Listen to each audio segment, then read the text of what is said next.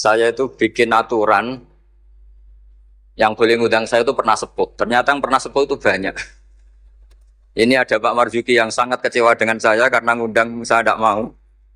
Tapi sebetulnya karena saya ini fanatik fikih. Saya ini punya pondok, punya ibu. Jadi yang bisa menggugurkan kewajiban saya itu harus yang lebih sepuh. Jadi orang yang kalah sepuh dengan saya ngundang itu sudah haram. Jadi ini bukan keangkuhan ini, tapi ya memang aturannya seperti itu. Jadi konstitusinya seperti itu. Terus kenapa saya tanya sama Gus Idni, apa Mbah Bisri Sansuri punya karangan? Karena saya tidak biasa khol, kemudian tidak punya naskah yang dikholi.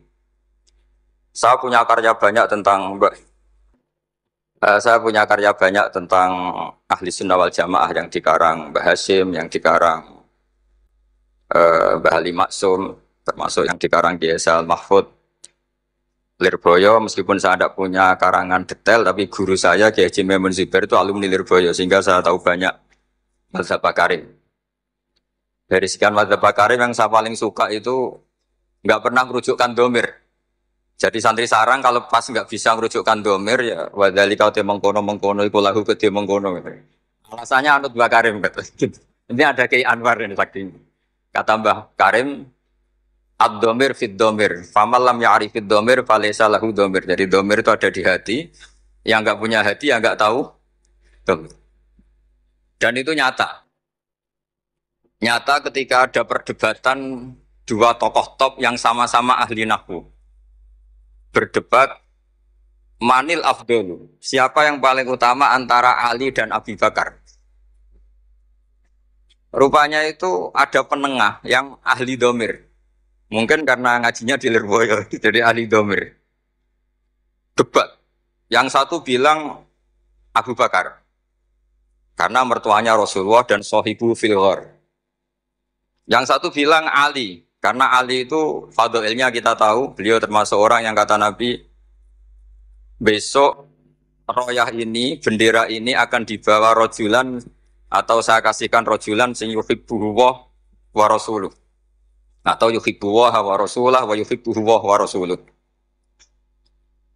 Ketika berdebat tentang sekian manakibnya Abu Bakar dan Sayyidina Ali, ada penengah yang ngendikannya begini, pokoknya yang paling afdal itu mangkanat bintuhu tahtahu. Ya, kalimatnya gitu toh, mangkanat bintuhu tahtahu.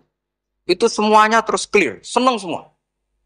Karena kalau orang yang mentakdim Abu Bakar ala alien, kalau maknanya gini, yang paling afdol adalah maniku wong, kanat kang ono sopo bintuhu anak wedo iman, iku tahtahu ono ing kekuasaan Nabi. Orang yang punya putri, yang putrinya itu di bawah Nabi. Artinya siapa? Abu Bakar.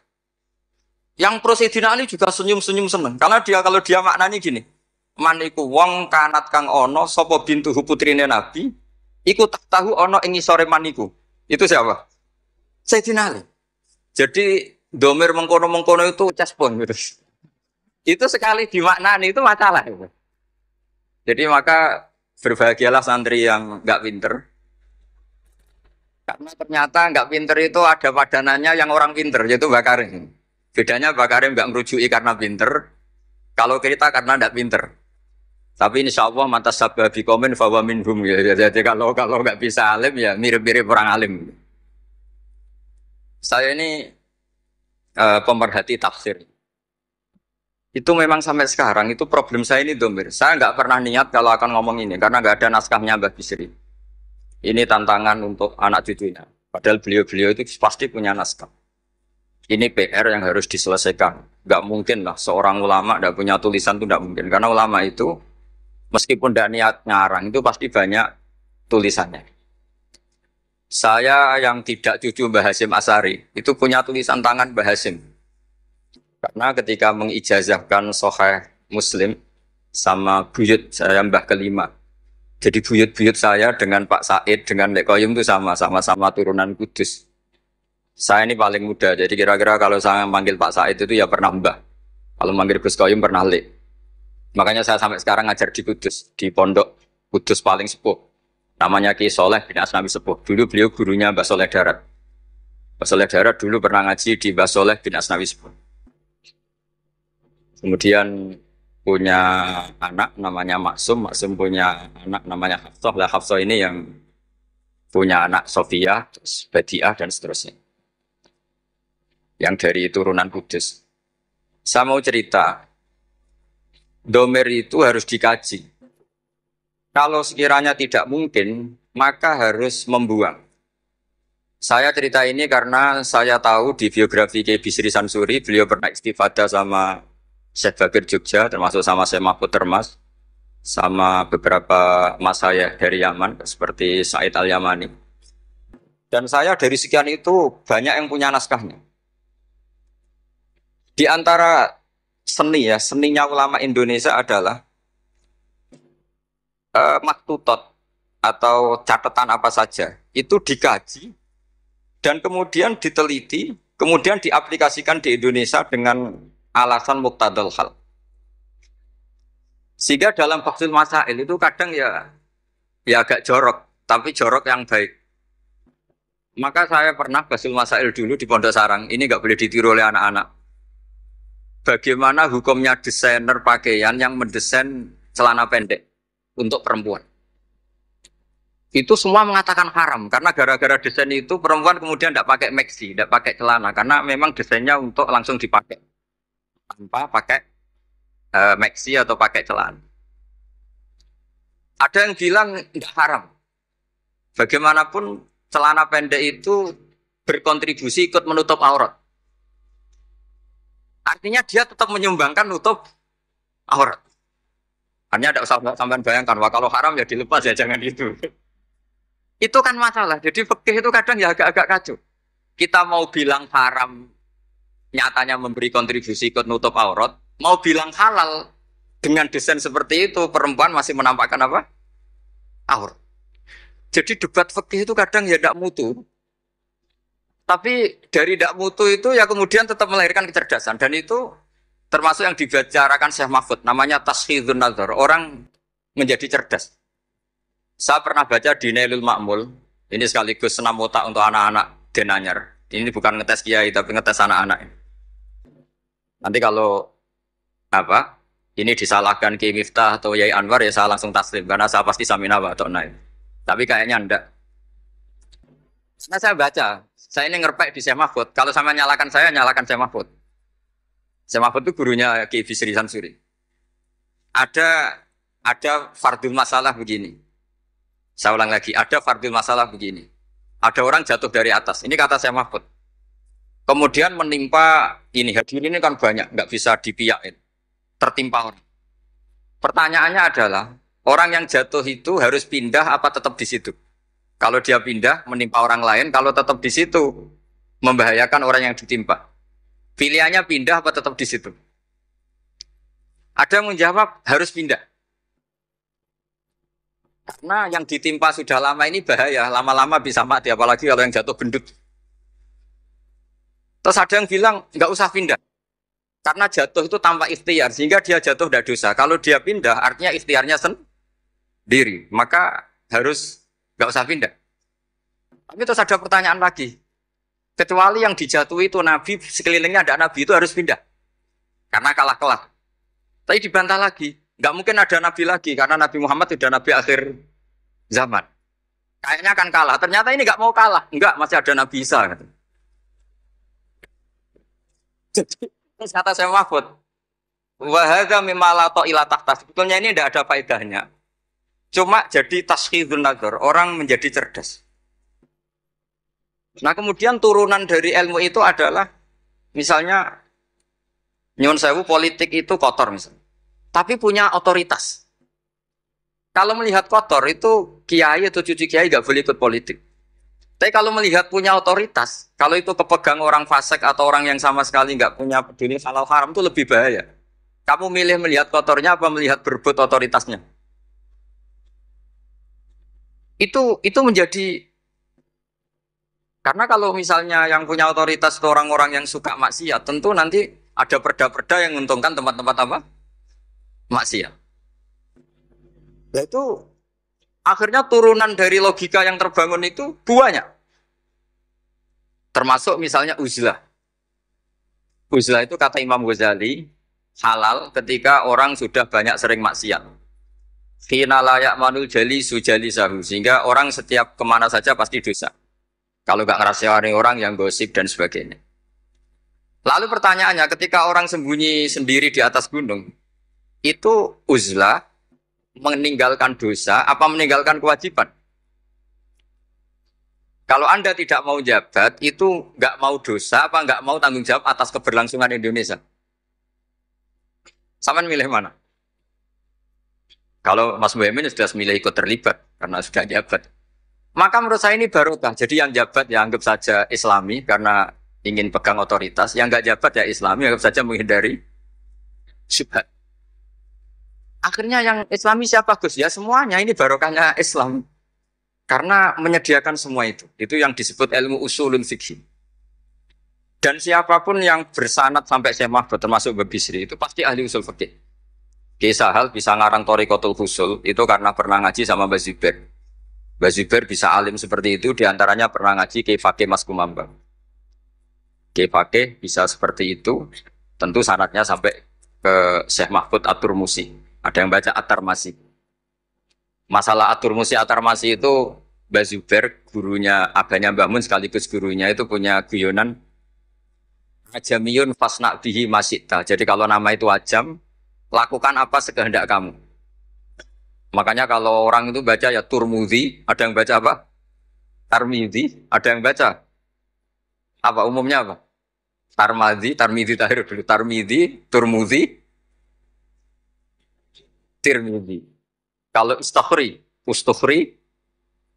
Istokhri. Yang repot, saya itu setiap ngajar di sarang itu bingung karena murid yang datang itu kadang sorokan sama saya. Ali Sibro Milisi apa Mulasi? Kalau kayak sini baca apa? Mulasi apa Milisi? Ada yang baca Sibro Mulasi, yang satu baca Sibro Milisi. Kok kayak milisi Taliban gitu? Itu di karangannya Bazibar disebut Ajamiyun fasna bihi masita. Itu dari awal nama ajam maka terserah kamu bacanya apa. Sehingga kita yang tahu Syekh Mahfud itu orang Termas, kita baca At-Turmusi. Yang satu tetap baca apa? At-Tarmasi. Ini saya cerita ilmu. Jadi ilmu usul fikih itu ilmu yang menyediakan logika. Logika yang terbangun itu adalah kemudian menjadi produk hukum. Makanya ketika Imam Ghazali cerita di kitab saya insya Allah halaman 19, tapi di kitab saya tidak tahu di kitab sampean mungkin beda cetakan atau beda punya tidak punya atau sama-sama punya beda baca dan tidak baca saya tidak tahu karena perbedaan itu bisa macam-macam. Orang-orang yang uzlah itu akhirnya didatangi. Taraktum ummata Muhammadin sallallahu alaihi wasallam fi aidil mubtadi'ah. Sama sih ingat kalimatnya seperti itu. Wahai para orang yang uzlah, kamu sebetulnya meninggalkan umatnya Rasulullah sallallahu alaihi wasallam fi aidil mubtadi'ah, di tangan orang-orang yang bidah. Jadi tidak dianggap menghindari dosa, tapi dianggap menghindari tanggung jawab. Sehingga saya ini punya bapak namanya Kiai Nur Salim, beliau ngaji sama Mbah Dolah dulu khatamnya Quran. Mbah Dolah adalah bin Abdus Salam. Abdus Salam ini juga yang termasuk gurunya Kiai Bisri Sansuri. Jadi saya dibolak-balik sanatnya juga akan ketemu sama sanat yang dipakai Kiai Bisri Sansuri. Sampai juga nanti ketemu di Nabi Adam lah, kalau nggak ketemu semua ya di Nabi Adam. Pasti nanti ketemu juga. Sanat keilmuan. Bapak itu kalau ada orang terlalu istiqomah imam masjid sampai tua itu ngeritik. Saya dulu ya iskal. Pak, bukankah itu istiqomah? Kata bapak gini, iku istiqomah apa mau digenti wong liya katanya. Jadi orang itu akhirnya berlatih berpikir. Tapi kalau ada santri sopan gitu, nggak mau ngimami, nggak mau jadi pengurus masjid, itu tawadhu karena masih ada yang sepuh. Ikut tawadhu apa mau tanggung jawab. Sehingga semenjak itu saya terus berpikir terus begini. Makanya seperti saya di sini itu sopan apa tidak sopan saya tidak tahu. Kalau melihat saya di atas sama di bawah saya ini tidak sopan. Samaan kan lebih sepuh. Tapi melihat ini diperintah. Itu orang paling sopan saya sekarang. Karena saya itu paling kecewa sebenarnya diatur-atur itu. Saya masyhur mengatakan kiai diatur itu dosa, tapi kali ini saya diatur. Tapi saya samina wa tona saking sopan saya. Jadi kalau melihat itu Gus Bak itu sopan enggak? Ya enggak sopan. Wong banyak yang sepuh di bawah kok di atas. Ya sopan wong nurut. Diatur sama Gus Salam yang nurut. Padahal sepuh saya Gus Salam. Jadi maka mau tidak mau harus ada madhab. Yaitu akhirnya Bahasim memutuskan yang kita pakai adalah al-madhahibul arba. Nah ketika ada madhab, itu sudut pandangnya itu pasti beda-beda. Memang saya akan ngomong fikih malam ini. Misalnya begini, kalau ada ayam jago ditabrak truk, kejet-kejet, itu umumnya orang disembelih apa enggak? Padahal dibiarkan pun pasti mati. Umumnya disembelih apa enggak? Disembelih. Itu karena nganggep halal apa eman karena jago? Eman. Coba kalau ayam kecil, meskipun kejet-kejet, orang bisa berdebat, kepiting tuh halal apa haram, berdebat. Tapi kalau yuyu nggak berdebat, kan ndak eman, haram nggak apa-apa, kecil aja kan gitu. Sehingga debat menyangkut kepiting itu sampai sekarang nggak selesai. Mbah Mun itu termasuk guru yang mengharamkan, tapi banyak guru saya menghalalkan. Karena kenapa kok khilaf? Karena itu kepiting besar. Tapi yuyu itu sepakat haram, karena kecil. Suatu saat kalau yuyu ini besar, pasti ada khilafnya. Karena eman. Nah, saya tuh pernah ditanya sama orang, Pak Sada jagonya kelindes truk itu di kampung saya. Saya pas lewat pakai motor. Gus ini halal apa haram? Sudah kejet-kejet. Saya bilang, ya sudahlah untuk kamu halal kata saya. Lama-lama orang ini, kali ini Gus Bak gimana? Ngomong hukum kok saya enaknya. Datang ke rumah saya. Itu andai kan tidak saya sembelih pun pasti mati. Terus saya bacakan kitab Sawi. Kata Imam Malik, yang namanya kejet-kejet itu tetap punya nyawa. Sehingga penyembelian ini tetap berfungsi menghilangkan nyawa. Itu sudah cukup dikatakan dzabtu, menyembelih. Tapi cara mazhab Syafi'i dia tidak punya hayatun mustaqirrah, sehingga kalau dibiarkan pasti mati langsung, maka nggak boleh disembelih. Karena dia ada langsung mati ini hanya proses prosedur saja. Memang pantasnya mati kejet-kejet sih gitu ada kira-kira itu. Tapi hakikatnya sudah apa? Mati. Sehingga ulama itu selalu berdebat. Dan perdebatan ulama itu setelah diangen-angen memang sama-sama masuk akal. Saya punya sekian cerita ya tentang perdebatan, termasuk kitab yang tadi disebut Lek Qayyum itu, kitab Hilyatul Auliya. Karena kenapa saya sering baca kitab itu? Memang syaratnya jadi wali itu harus pernah baca kitab Hilyatul Auliya. Jadi kalau sampean belum pernah baca berarti nggak mungkin jadi wali. Sudah tak jamin itu tidak mungkin. Imam Ghazali sealim itu termasuk barokahnya kitab Hilyatul Auliya, masyhur itu. Fit tasawuf beliau ngiduk kitab Kutil Qulub, fil fikhi beliau ngiduk kitab Nihayatul Matlab fi Riyatil Madzhab karangannya Imam Haromen. Tapi kalau fi manaqibil akhyar beliau ngiduk kitab Hilyatul Auliya wa Tabaqatul Asfa, itu terang-terangan beliau ngendikan di juz 4 wa alaika bi mutalaati kitab Hilyatil Auliya. Karena beliau memang pengagum kitab Hilyatul Auliya di bab manaqibul, itu di bab manaqibul akhyar itu ada sekian perdebatan. Dan perdebatan itu melahirkan satu kecerdasan. Yaitu tadi. Saya berkali-kali cerita, ada sekian contoh yang orang itu akan ngeper setelah ada logika kebalikannya. Saya beri sekian contoh. Ketika malaikat Israel datang ke Nabi Ibrahim mau mencabut nyawanya, itu Ibrahim marah-marah, Israel kamu salah. Kenapa? Saya ini kekasih Allah, ana Khalilur Rahman, saya ini kekasih Allah. Wahal ra'aita khalilan yumitu khalilah. Masa kekasih membunuh yang dikasih, ini tidak benar. Logika ini tidak benar. Karena Israel nggak biasa Fathul Masail, nggak pernah ikut Fathul Masail di BW Jawa Timur yang Bapak Marzuki itu. Datang ke Allah, ya Allah, logika ini kata Nabi Ibrahim nggak benar. Karena wahal ra'aita khalilan yumitu khalilah. Terus sama Allah diajarin. Ya sudah bilang ke Ibrahim gini. Wahal ra'aita khalilan yakrahu ayal khalilah. Masa orang yang dicintai kemudian tidak siap ketemu yang dicintai. Datang lagi Israel. Wahal ra'aita khalilan yakrahu ayyal khalila. Oh ya enggak apa-apa, mati enggak apa-apa katanya. Jadi dibalik langsung. Dulu pernah ada jagongan ulama mau menganggap cengkeh itu pewangi. Alasannya kue-kue tar dikasih cengkeh. Maka cengkeh kategorinya pewangi. Artinya apa efek hukumnya? Kalau orang ihram rokok berarti wajib bayar dam karena pakai pewangi, yaitu cengkeh. Karena roti tar dikasih cengkeh, terus beberapa wedang cengdem juga dikasih apa? Kemudian ada ulama yang ngendikan, kalau gitu orang Jumatan kesunatan rokok. Karena orang Jumatan disunatkan pakai wewangian. Langsung tegar, wah tidak jadi. Jadi itu usul fikih. Sehingga katanya fikih nakal tidak apa-apa. Ini nakal yang Islami. Saya memang termasuk orang yang kata Gus Rizal Lirboyo diberi gelar Gus doktoral honoris causa cangkem elek katanya. Saya ini sebetulnya bangga dengan gelar itu karena itu cara sahabat melindungi Rasulullah Shallallahu Alaihi Wasallam. Jadi saya sengawur-ngawur saya ini masih punya sanad. Dulu ada orang Bedui datang ke Nabi. Ya Muhammad, jika kamu Nabi, fa'akhbirni amma fi batni naqati. Fa'akhbirni amma fi batni naqati. Jika kamu Rasulullah, sing idda'aita kamu ngeklaim tahu barang gaib, coba yang di kandungan perut unta saya itu lelaki apa perempuan? Isinya apa itu? Itu Nabi kan mangkel. Masa Nabi kok ditakoi isi kandungan apa? Terus kata sahabat datang, ini sanad, kalau boleh dikatakan sanad yang kemelek, kalau boleh dikatakan sanad. Itu kata sahabat tadi langsung namanya Salamah bin, ada yang baca Salmah bin Salamah namanya. Nazauta 'alaiha fakanat laka minha sakhlatun. Kamu yang ngangkangi itu ada anak kamu. Saking mangkelnya Rasulullah kok ditanya gitu. Enggak, kamu enggak usah tanya Rasulullah, tanya saya. Oh iya ya, di dalamnya ada apa? Ono anakmu.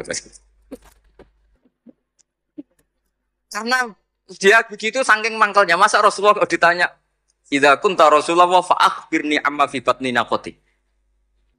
Jadi kadang orang itu mau tidak mau ya, enggak ada pilihan. Orang wiridan ditanyakan syaratnya apa, salaman sama sekelilingnya ditanyakan syaratnya apa. Salaman tuh enggak ada syaratnya, hadisnya enggak sahih. Tapi orang nyalain HP enggak perlu sanad. Habis salam langsung ke toilet enggak perlu. Sebenarnya harus ditanyakan, nyalain HP setelah salam itu ada hadisnya enggak? Ke toilet setelah salam ada hadisnya enggak ditanyakan. Tapi kalau salaman ditanyakan. Mau tidak mau kita jawab gimana? Ya jawabnya tadi. Kalau semuanya butuh sanad, berarti kalau HP kamu matikan setelah salam kamu nyalakan harus pakai apa? Sanad. Kira-kira punya apa enggak? Enggak punya kan? Oh itu sanadnya umum bahwa Nabi boleh melakukan sesuatu yang maslahat. Memangnya salaman enggak maslahat? Jadi saya contohkan yang ketiga. Ini sekaligus yang terakhir. Ini masih banyak kiai. Karena saya memang nggak bisa pidato depan umum, nggak bisa. Ya nggak memaksa bisa, memang nggak bisa juga nggak bakat. Dan yang undang saya kalau kalah sepuh itu mengharam karena tadi. Karena saya meninggalkan kewajiban tadi, kewajiban saya sebagai kiai di rumah. Saya ini kiai induk loh di rumah, itu bukan sombong, memang saya kiai induk. Bapak saya sudah meninggal. Jadi bukan karena kualitasnya, memang mau tidak mau. Mubah misalnya. Banyak pakar usuliyin yang mengatakan hukum itu diantaranya ada yang bernama mubah. Mubah itu boleh dilakukan, boleh ditinggalkan. Tapi kemudian itu ada masalah. Yaitu ketika mubah dilakukan, ini monggo marhaban wa sahlan, ini beneran, ini Gus Ali Darawuh. Ini beliau teman bapak saya. Saya ulang lagi, mubah itu secara definisi kan boleh dilakukan, boleh ditinggalkan. Tapi ada logika yang mengatakan begini. Misalnya saya jagungan sama Gus Salam, malam ini semalaman sama Gus Salam cangkruk. Itu mubah apa wajib? Kata ulama itu wajib. Itsma min mubahin illa wa yatahaqqaqu bihi tarku haramimma. Karena setiap orang melakukan mubah pasti saat itu meninggalkan kefara. Saya asik di Denanyar. Jagungan sama Gus-Gus bin Anyar. Artinya saya tidak dugem, tidak ke tempat-tempat maksiat. Sekarang meninggalkan maksiat itu mubah apa wajib? Wajib. Berarti jagungan wajib. Kan terjadi aneh. Itu fikih. Akhirnya orang mendefinisikan diulang. Wal mubah min haitsu dzatu. Mubah dipandang definisi secara mubah. Tapi kalau dipandang dari efek hukum mubah itu bisa wajib, bisa haram. Saat ini ibu Anda harus diperiksakan di rumah sakit. Anda jagongan, maka haram. Karena kategorinya tarkul wajib. Tapi kalau melihat sekarang kamu udah dugem, ngaji seperti ini kan sunnah. Tapi barokahnya ngaji seperti ini Anda tidak melihat maksiat. Berarti ngaji ini sunnat apa wajib? Wajib, karena tarkul maksiat. Akhirnya orang terus mikir. Ternyata sudut pandang. Dan itu Syekh Mahfud senang sekali. Kata Syekh Mahfud, apapun gharibnya masalah gharibah, bahkan aghrab, itu harus dibicarakan karena itu melatih tashkhidun nazar untuk mencerdaskan pikir. Makanya banyak wali yang dalam cerita wali itu. Ada wali itu karena sholat saf awal. Kita tahu saf awal fadilahnya kayak apa. Tapi ada wali itu jadi wali karena kalau sholat itu di saf akhir. Ketika ketemu di forum wali, dua wali ini. Loh kamu kok jadi wali? Bukankah kamu kalau sholat di saf akhir? Iya. Kenapa kamu tetap jadi wali? Saya tuh malu. Ketemu Allah di depan, kayak paling suci saja. Dan kebetulan wali ini idola saya ya. Saya akhirnya kalau sholat ya sering di belakang gitu. Kita seperti itu. Jadi ya saya kira demikian. Assalamualaikum warahmatullahi wabarakatuh.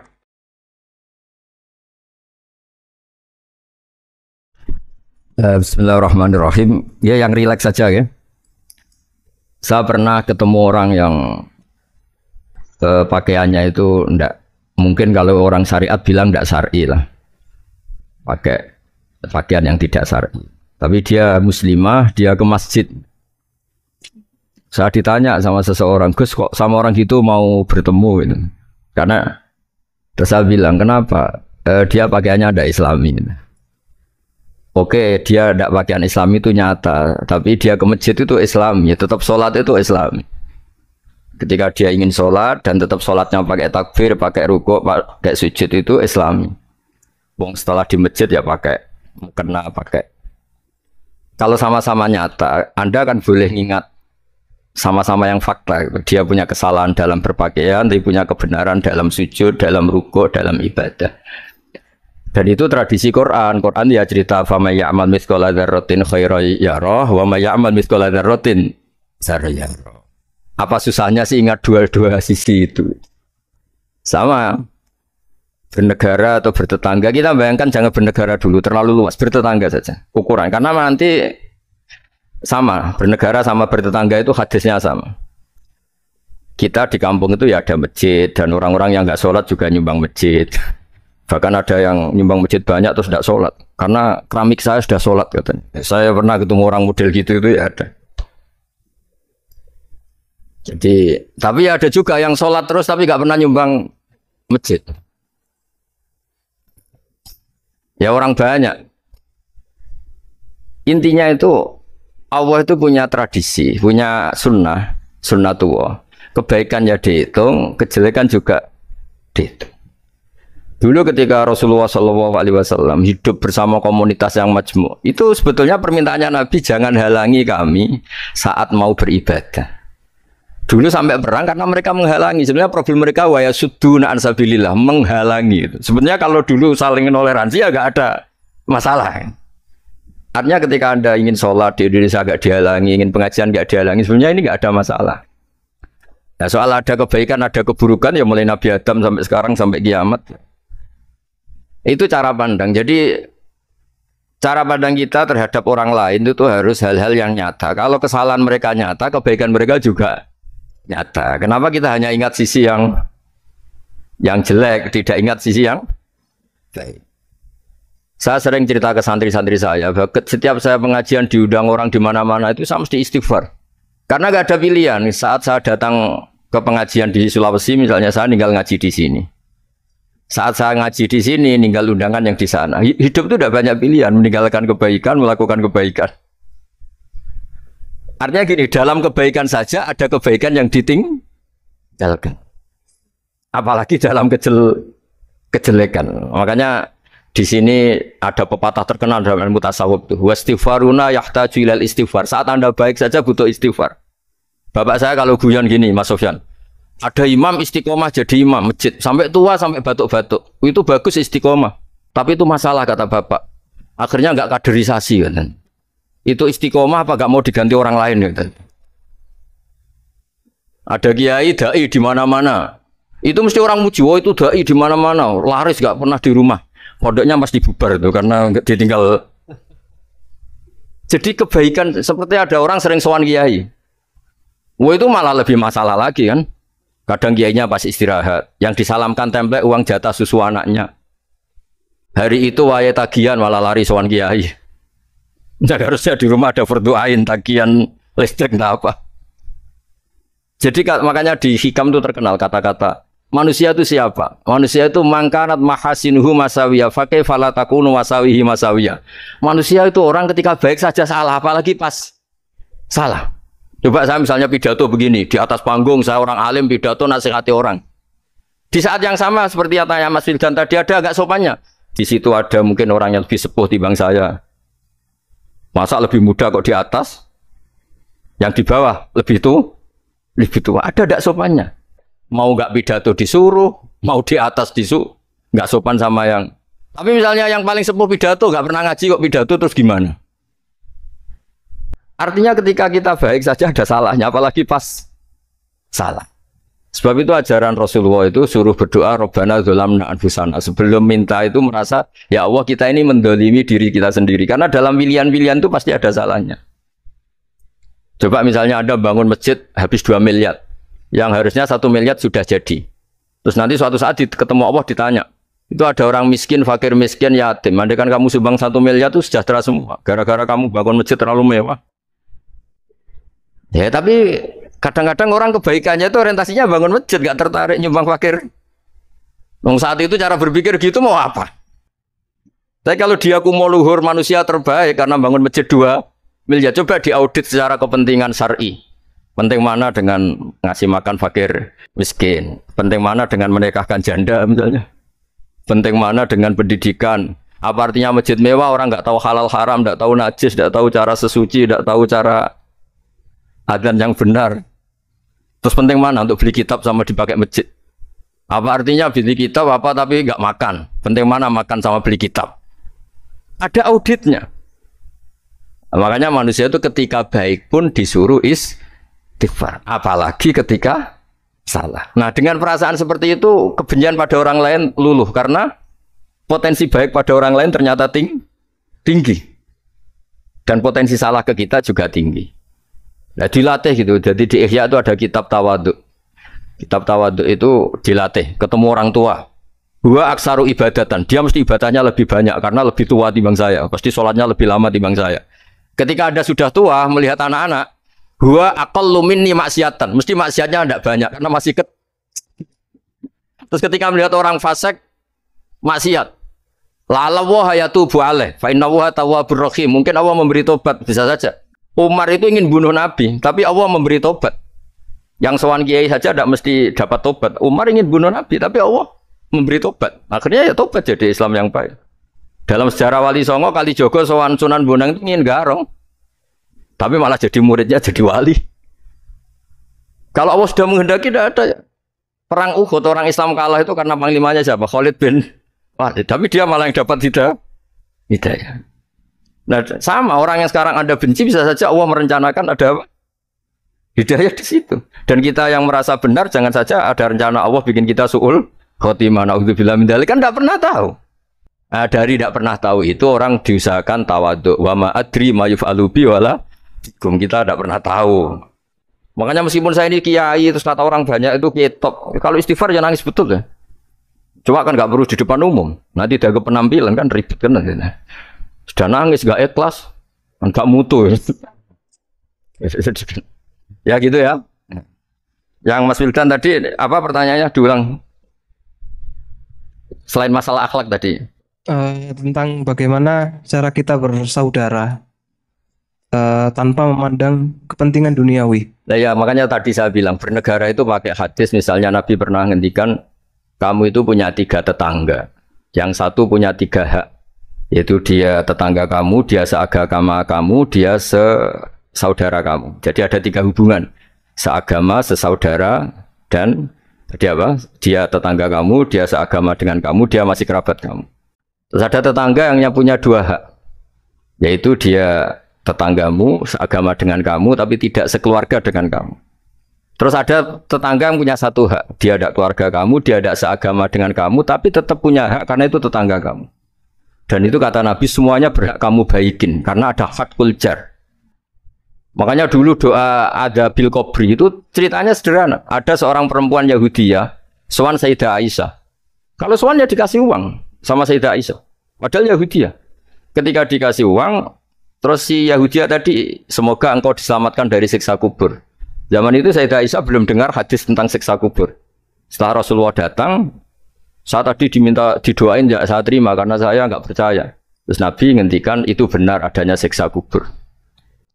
Ketika komunitas Yahudi di Madinah itu puasa Asyura, Nabi coba tanyakan mereka, kenapa puasa Asyura? Padahal orang Yahudi.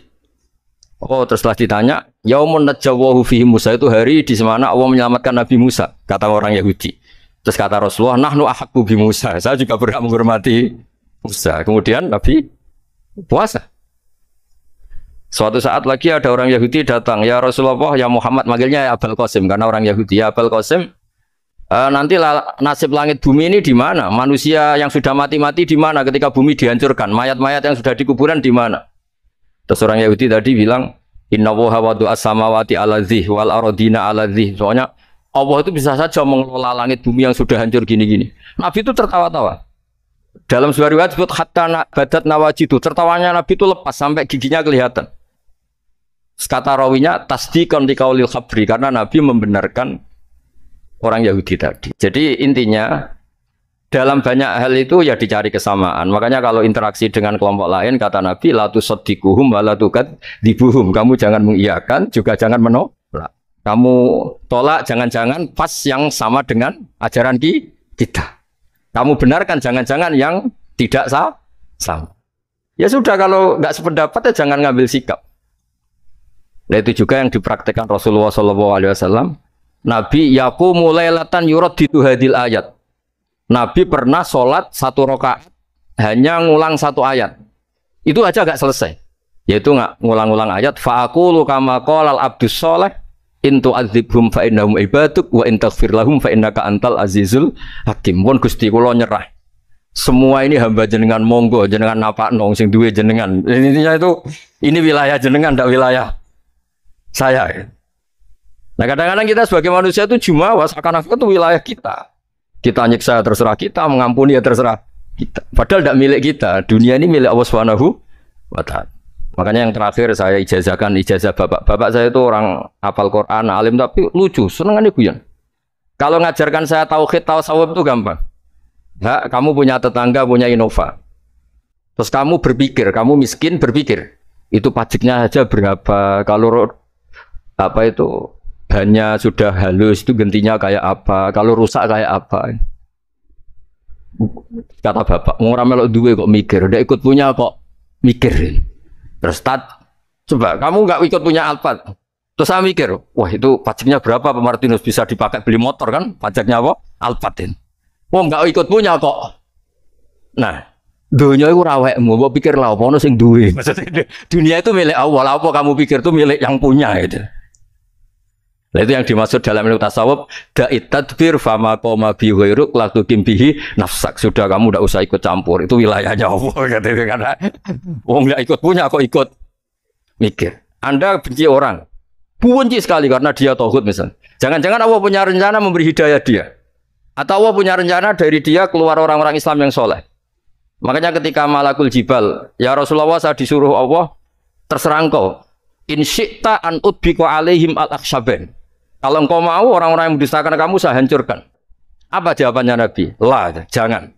Bal arju ayyukhrijawah min aslabihim ma ya'budu wa la yusyriku bihi syai'an, itu di Bukhari. Enggak, bisa saja sekarang dia kafir, anak turunnya jadi Islam. Dan betul. Abu Jahal punya anak Ikrimah. Abu Lahab punya anak Darrah. Walid itu musuh besarnya Nabi, punya anak Khalid. Ya sudahlah, kita selalu berharap bahwa ini wilayahnya Allah. Sudah kita berharap. Agama ini bagi yang selalu punya harapan. Limangkana yarjuwoha. Orang yang selalu punya harapan. Kita berharap tambah hari tambah baik, tambah damai, tambah kondusif, tambah segalanya baik. Dan saya seperti ini juga ingin ikhlas dan akan selalu ikhlas. Ya saya sering bilang kalau pejabat mau sini itu sering tak ngel-ngel. Saya ini sudah ingin Indonesia itu baik itu tanpa diminta. Kalau diminta itu malah seakan-akan saya belum melakukan. Sudah saya lakukan kok baru minta. Karena ini wilayah kita semua, artinya ingin baik itu keinginan kita semua. Status kita. Kata Sayyid Zabidi dalam kitab Ithaf, keinginan baik itu syakhsiyatuk wa hakikatuk. Itu kamu sekali. Manusia itu kan kata Allah Ta'ala, saya pertama menciptakan manusia itu khunafa, orang yang berkeinginan baik. Baru digoda setan terus macam-macam. Jadi keinginan baik itu hakikatuk wa syakhsiyatuk. Itu kamu sekali. Ingin baik itu kamu sekali. Itu status kamu katanya. Makanya orang preman kayak apa, mabuk kayak apa, ada orang kecelakaan, pikiran pertama itu nolong. Itu yang normal. Soal ada kasus pikiran pertama ngambil HP-nya tuh 0,0 sekian %. Jadi pikiran pertama mesti nol gitu karena itu syakhsiatuk wa hakikatuk. Nggih ngoten mugi-mugi barokah sedanten. Assalamualaikum warahmatullahi wabarakatuh. Ya, sama-sama. Kalau sering ketemu.